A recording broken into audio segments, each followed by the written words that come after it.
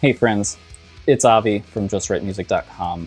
Thank you so much for being here. I want to talk about something today that you really don't get to hear about all that much, especially in the freelance world, and that's mental illness. And today I really want to talk specifically about anxiety and depression. This topic is very close to my heart, and that's why I wanted to be part of Just Write Music. I've struggled with both anxiety and depression and have learned a few techniques over the years that help me to manage it successfully. And because of those, I've come away stronger. My goal with this video is to share 3 techniques that have helped me manage my mental illness in the hopes that it will also help you manage yours. Before we start, I want to tell you about my free guide, 7 Ways to Write a More Effective Melody. There's some great tools in there that'll help you make those melodies as memorable and get them up to your standards and where you need them to be. It's always great to have some tools in your tool belt. Imagine being a contractor without a saw or without a hammer. What? Head on down to JustWriteMusic.com. There is a link down in the description. Now, I just want to be clear that what I'm about to share in this video, these are not original or innovative. These are not groundbreaking. These are tried and true staple techniques that you can use to help bring some more productivity and positivity into your life.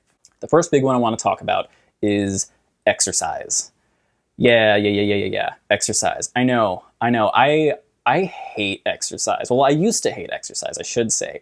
I was a smoker for 10 years, so yeah, like exerting energy and using my lungs, not something that is enjoyable or was enjoyable. When I started my journey of self-improvement, exercise was a key part of that, consistent exercise. And I started really light. I was nursing a sprained ankle at the time when I was beginning my journey into this.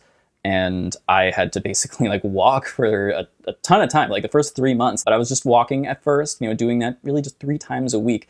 The act of moving and getting outdoors, it's so good for your mind and your body. You're getting a 2 birds, 1 stone type of deal with this. And there are countless studies as to why exercise is so good for you. I'm not going to go into any of that. The thing that I really want to talk about here, why it's relevant to us, is that exercise is what people have called a natural antidepressant. When you exercise, you are doing some type of physiological magic with your hormones and your heart rate and all of that stuff that I am in no way, shape, or form an expert in. But it works. It really, truly does help you feel better. And when you do it consistently, you feel better overall. This isn't going to make depression go away. An antidepressant doesn't make depression go away. We're not talking about curing anxiety. We're not talking about curing depression. We're talking about managing them so that they don't affect our lives, so that they don't affect our functioning in our day-to-day lives. Now, the next part about this, why exercise is so helpful, is that it takes up energy. Being anxious and being depressed is exhausting. If you have any experience with anxiety and depression, you know just how exhausting it can be. Some days you just can't get out of bed, not so much that you're physically not able to, but you're so berated by the negative messaging and the negative thought patterns and voices in your head that you're just too mentally and emotionally exhausted to get up, to summon the energy to remove your body and leave the bed. That's how exhausting it can be. When you exercise, when you make exercise a part of your structure, a part of your routine, you're using up a lot of that energy that is used in your mind, that mental space. So when you have less energy to focus on being depressed and being anxious, you are not thinking about being anxious or depressed, and it's a little bit easier to go about your daily life. And in fact, you almost feel better. You almost feel more energetic somehow. It's this strange feeling where, because you're not thinking so hard, because you're not in your head and not attacking yourself all the time, because you don't have the energy for your brain to attack you all the time, you feel lighter. It's a night and day difference on the days when I go for a run and the days I don't go for a run. I feel amazing on the days I go for a run, because there's also dopamine release and all the physiological brain chemical things that make it a natural antidepressant. Exercise works. Go exercise, even if you're just going outside and walking around the block a couple of times a week. It works. Do it. Do it. Exercise is also another thing that can add structure into your life. And as a freelancer and as a creative, especially if you don't have a day job or a part-time job, the exercise gives you struggle. You can decide, I'm going to get up and go for a run every morning, or every other morning, something like that. Cool, that's awesome. That's a structure. That's a routine you're creating, and those are super great for our brains. You know how they say that kids crave structure? Well, it's not just kids, it's us too. Adults crave structure. By giving it to yourself, you're doing yourself a kindness. And doing yourself a kindness is one of those things that can start a positive feedback loop if you're consistent with it. This next way to manage mental illness involves finding a teacher or a mentor. It's like dating, right? You gotta find the right teacher that's good for you, or you gotta find the teacher that checks off most of the boxes, and then you make it work, right? Having a trusted teacher and mentor is a massive help. They know the game, they know the industry, they know what direction to point you in based on your goals. They are in your corner backing you up no matter what. And they always have your best interests at heart. At least a good teacher or mentor will always have your best interests at heart. If you are feeling like you're in a situation where that's not the case, please leave that situation. You are not under the tutelage of someone who can be trusted. So please exit that situation. Having a teacher is invaluable. We're always striving to get better, and teachers know what to do in order to help us achieve our goals. Another byproduct of this is that when a teacher is teaching something to us, we are forcing ourselves to be in a state of listening, in a state of absorption. So we are literally opening ourselves to new information. By keeping yourself in this type of mindset, and by continuously going back to it over and over again, you create openness and you help facilitate a healthier attitude both towards yourself and towards your art. Like we said earlier, a great teacher will have your best interests at heart. They'll be your musical confidant. You can share your challenges with them, your struggles. They'll applaud you when you are doing something fantastically, and they'll also tell you when you need to work on something. Not only that, but you can use your teacher as a kind of check-in where you can check opportunities by them, and they can tell you whether or not something like that will help you achieve your goals, or who knows, it might hurt you, but they will be able to tell you that rather than you figuring that out on your own. This next technique to manage mental illness is often controversial, and it is difficult to maintain. You want to keep a schedule. I've talked about this before. There is a video that I'm making on this. It may already be out. If so, the link is down in the description. Now, this is hard. Like I said, this is controversial. And I really want you not to get into the habit of only writing or only practicing when you're inspired to. Please don't do this. It's lauded as the way to do it. An artist is inspired to write. No, if you're an artist, you're choosing that to be your skill. You're choosing that to be your job. That's the reality of it. It might not be as fun or as cool, but that's the reality. And if you truly love music and you truly feel like this is what your calling is, this is what you're meant to do, you're going to treat it like a job because it is a job. How is this possible, though? How are people writing without inspiration?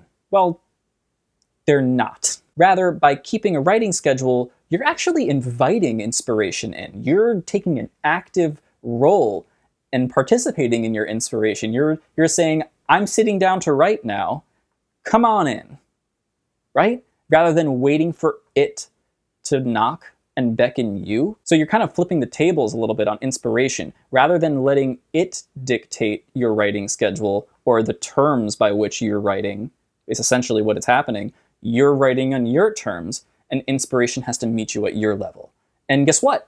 Because inspiration isn't a sentient force, really. I mean, the ancient Greeks kind of thought it was, which is kind of interesting. But because inspiration is something from within, you can practice bringing it out faster. And the best way to do it is to do it a lot. And the best way to do it a lot is to have a lot of writing sessions. By inviting inspiration into the writing session, you're being, I think I said it all already. Next point. So no matter your situation, pick a day and time, whether it's once a week or every day, and put it in your calendar. We all have smartphones these days. They all have a default calendar app that you can use, or use whichever calendar app you can find that jives with you. But just put it in a calendar and actually do it. You'll find yourself getting better at your craft, getting better faster, and you'll never have to wait for inspiration anymore because you'll never lose it. The process of inspiration coming to you and you're just like, oh yeah, I'm gonna do this, that process becomes so quick that you're just in the writing session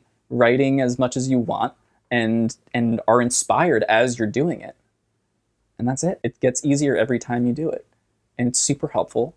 And it's great for your craft. This is how professionals do it. So if you are looking to be a full-time professional with your music, with your writing, your songs, your compositions, whichever you want to do, you got to keep a schedule. It's just part of the game. Now, I do have a fourth bonus technique, bonus method for managing mental illness. A lot of M's. I love that alliteration. And this one is also controversial. I mean, a lot of this stuff is controversial because we're talking about mental illness, which is in itself controversial. But this next one is therapy. Now, I can't tell you how much of a positive effect therapy has had in my life. At this point in time, while I'm filming this video in August of 2020, I've been in therapy for over 3 years straight, and I love it. It is truly amazing, and it works for me. And I honestly think that everybody should go in and see a qualified therapist that they get along with and can jive with. Therapy, just like finding a teacher, is like dating. You have to find the right one. Sometimes it takes a little bit. Sometimes you have to go through a few before you find one that you can work with and checks enough of the right boxes that you can make it work. Particularly for artists, this is a big thing because the artist's life, it breeds mental illness. The lifestyle is predisposed to it because it lacks any inherent structure. More than that, there's actually this sick feeling of you have to struggle for your art. You have to be unhappy. You have to be poor. That idea of the struggling artist, it's fake. It doesn't make sense. It's not fun being poor. It's not fun not being able to make rent. The idea that you'll make better music or better art by struggling is total nonsense. It's not worth the pain and self-loathing. It's only going to rob you of your art in the end. It's going to rob you of your productivity. It's going to rob you of your craft in a very real way. Take it from me. Now, I have total bias in this situation because I love therapy. For me, I look at it as professional perspective. You gain profound insights about your life that you may not even know are affecting you in the day-to-day. You learn to communicate assertively and effectively so that you feel like you're always representing yourself well in any given situation, particularly in interpersonal relationships. These insights can be really powerful and they can change your life for the better if you let them. The idea here is that you have to be open to it and go when you feel like you're ready to dive into your behavior and into your mental processes. I do want to talk about the elephant in the room with therapy. It can be expensive. Being a freelancer and an artist, you don't have health insurance, most likely. If you're doing very well and you're making a living for yourself, you may have health insurance. But those of us who don't have a traditional day job, we don't have insurance. And I'm in the United States, and depending on what state you're in, the coverage for people who are making under a specific amount of money, who are people who are near the poverty line, it varies widely. So you might be covered by a government healthcare program, or you might not be, and that can make a world of difference. But thankfully, there are some alternatives there are some resources out there that you can take advantage of that are much more affordable than traditional therapy. Some of these programs like Talkspace or Better Me, they offer you weekly sessions and weekly rates, which are like a fraction of normal therapy, of normal prices. A lot of these are done on video or just over the phone, but they come with like 24-hour texts. And this isn't like a promotion for them in any way, shape, or form. I don't use them. I never have. No one has like emailed me about promoting their stuff. I just think therapy is a huge service to society. And I think everybody should take advantage of it. And the fact that these services exist and can serve a population of people that need it, that need help in their day-to-day lives, that's only a good thing, and I'm going to support it 100%. That's all for today. Thank you guys so much for being here and for talking about this topic with me. I know it's not easy, and there can still be a bit of a stigma around talking about mental illness. Now, if you or a loved one has ever struggled with mental health, leave a heart emoji down in the comment section. This is only meant to be a symbol of solidarity between all of us and our commitment to self-improvement. It's not easy to talk about, but I want to keep talking about it, and I would love it if you would join me in becoming a force for change on the topic, specifically in music and in the art world, which is what we're talking about now, but everything is interconnected. We make it easier here, we'll make it easier in other places too. Remember to check out my free guide, 7 Ways to Write a More Effective Melody. head on down to justwritemusic.com. There is a link in the description. I really hope that this helped in some way, even if you just feel like you're a little bit less alone and like there's some options out there for you and that there is a path forward. Thank you again so much for being here. Please like this video and subscribe. It does a world of good for the channel, and I am committed to getting this message out there and to helping people make better music and to make better lives. I'm Avi from justwritemusic.com, and I'll see you guys next time.